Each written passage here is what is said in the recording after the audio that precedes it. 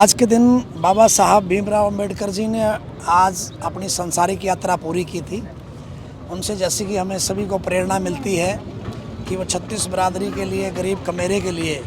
उन्होंने एक ऐसी मिसाल छोड़ी है। शिक्षा, आम आदमी के अधिकार की बात जो करी, संविधान के रचयिता उन्हें माना जाता है और उन्होंने एक नई दिशा गरीब कमेरे को देने का काम किया। आज हमारी जो युवा टीम है, हमारे भाई सागर टाक जी हैं और बहुत सारे साथी जो इनकी टीम के हैं, आज हम सब ने जो है आज बाबा साहब की इस प्रतिमा पर आकर के जो है उन्हें याद करने का काम किया, उनसे प्रेरणा लेने का काम किया और एक संकल्प लिया कि जिस प्रकार से उनका एक सपना रहा है कि शिक्षा के बगैर कोई ना रहे, और आज इस प्रकार की जो ज़रूरत भी है, क्योंकि जब आप ग्रामीण अंचल में जाएंगे, आप बाहरी बस्तियों में जाएंगे तो बच्चों के लिए शिक्षा की बड़ी प्रॉब्लम है। हम प्रयास भी कर रहे हैं। हमने जैसे पहला पुस्तकालय जो है उन्हें प्रेरणा मानते हुए हमने वाल्मीकि बस्ती हमारी जो बरसोड़ा के अंदर है, वहाँ गरीब बच्चों के जो बच्चे 6 घंटे 8 घंटे सरकारी गैर सरकारी स्कूल में पढ़ते हैं, लेकिन उसके बाद या तो उनके माँ बाप जो दिहाड़ीदार मजदूर हैं या गरीबी में अपना जीवन यापन कर रहे हैं, तो उन्हें 6 घंटे के बाद कोई संभालने वाला नहीं कि उन्हें, क्योंकि पुस्तकें इस प्रकार की आ गई कि माँ बाप अगर पढ़े लिखे नहीं हैं तो बच्चों को पढ़ा नहीं पाते। तो हमने एक प्रयास किया है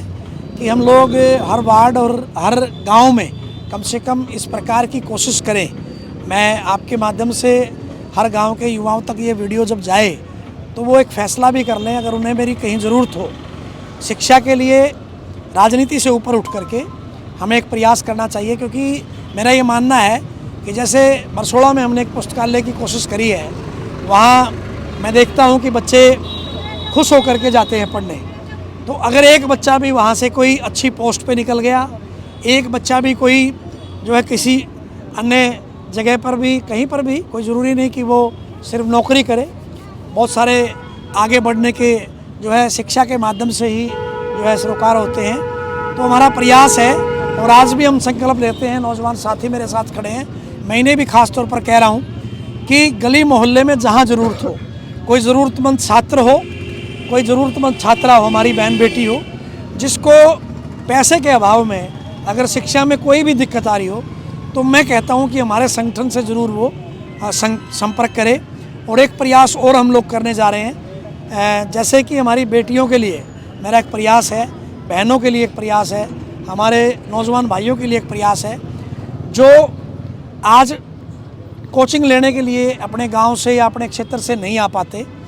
तो हम कोशिश कर रहे हैं कि ऑनलाइन उनके लिए कोई ऐसा संस्थान हमें मिल जाए जिसको चाहे पे हमारा संगठन कर देगा कि उन बच्चों को हम कोड दे दें, वो ऑनलाइन भी उन कंपटीशन टेस्टों की तैयारी कर सकें। जल्द ही हम लोग आपके बीच में वो भी लेकर के आ रहे हैं। और पुस्तकालय तो मेरा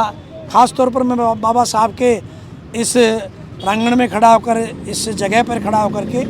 एक मेरा निश्चय है ये, अगर मेरे को नौजवान साथियों ने इसमें मदद दी तो हम पक्का इस काम को करेंगे कि हर गली मोहल्ले तक शिक्षा पहुंच सके। प्रदीप जी, आज के ज़माने में अराजकता की जो सरकारें हैं जी, युवा हैं, बाबा साहब के जो विचार थे कहाँ काम कर रहे हैं? देखिए, मैं अक्सर कहता हूँ और खुले तौर पे कहता हूँ कि एक दिन सिर्फ अपने डीपी पर बाबा साहब की फ़ोटो लगाने से, सिर्फ एक दिन फेसबुक पे लगाने से बात नहीं बनने वाली। बात बनने वाली है उस मोहल्ले तक जा कर के जहाँ उस शिक्षा की ज़रूरत है। मैं कहता हूँ कि राजनीतिक आदमियों के आगे झोली पसारने से बेहतर है, उनसे और चंदे और चीज़ों को कहने से बेहतर है कि शिक्षा का दान सबसे बड़ा दान है। और मेरा ये मकसद भी है, क्योंकि मैं शिक्षा के क्षेत्र से जुड़ा हुआ हूँ और मैं बिल्कुल खुले तौर पर, आप इसको चलाएँ, ट्रेंडिंग में लेके आएँ उसको। जींद के किसी भी गांव में,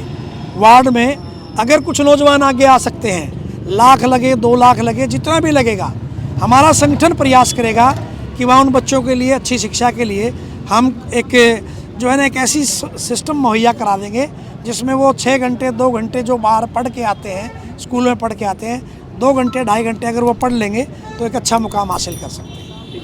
धन्यवाद।